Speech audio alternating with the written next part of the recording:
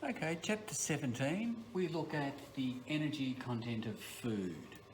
So we've looked to see what the nutritional content of food is.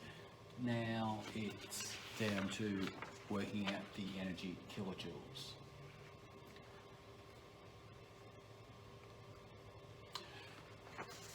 So for the major food types, we already know from what we were doing earlier in the year that heats of combustion are easily determined, and the heats of combustion for the major food types are given there. That's how much energy we're going to get when we dry it out, grind it up and burn it in a bomb calorimeter. So complete combustion occurs.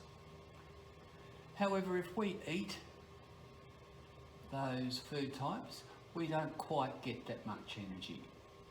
So all three major food types, the actual energy value, the energy available to us when we eat them, is significantly less. One thing we do notice is that fats and oils, being much closer to just hydrocarbons, much less oxidised, have a much higher energy content. For every gram of fat you eat, you get twice as much energy, more than twice as much energy as you do for a gram of protein or carbohydrates. Yeah, more carbon-to-carbon bonds, fewer oxygens, less oxidised. Now, so the difference between energy of value and energy content, as I say, there are numbers of reasons for that. Some of the molecules you can't completely oxidise. So proteins, of course, have got, in particular, nitrogens. Every amino acid has got a nitrogen in it at least, and we don't oxidise that fully. We excrete it as urea, so it's only partly oxidised.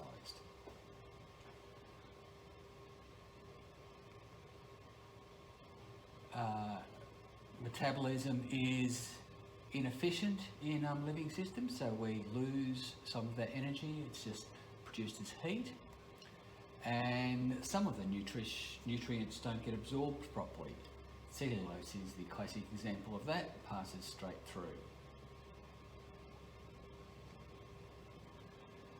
So we can use those energy values to calculate the available energy in food.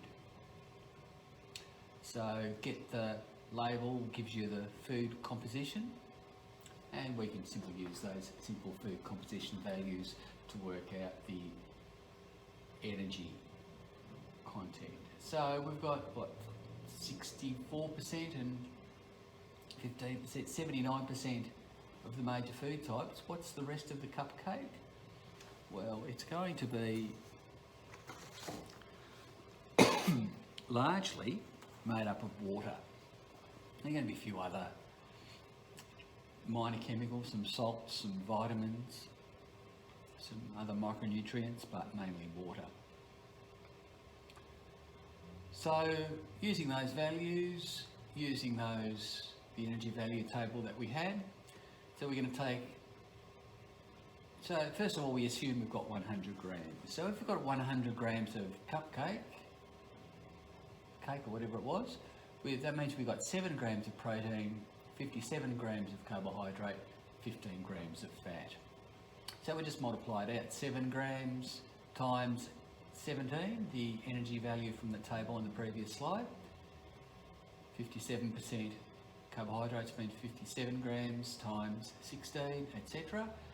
Add them all up, and we get, for 100 grams, we get 1,586 kilojoules.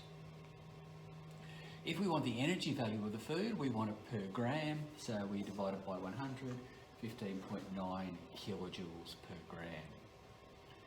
And considering the energy value of the food types, we would expect a value that was somewhere between 5 and 20 kilojoules per gram. So you'll have a go at those, at that question. Okay, how do we get that energy? Well, the process is cellular respiration. So aerobically, that's with oxygen, and pretty much just the combustion reaction. And we know delta H, lots and lots of energy from our mole of glucose. Anaerobically, there is no oxygen to react it with. And what do? We turn the glucose into lactic acid. So it's simple decomposition and produces much less energy, but it's important for quick release.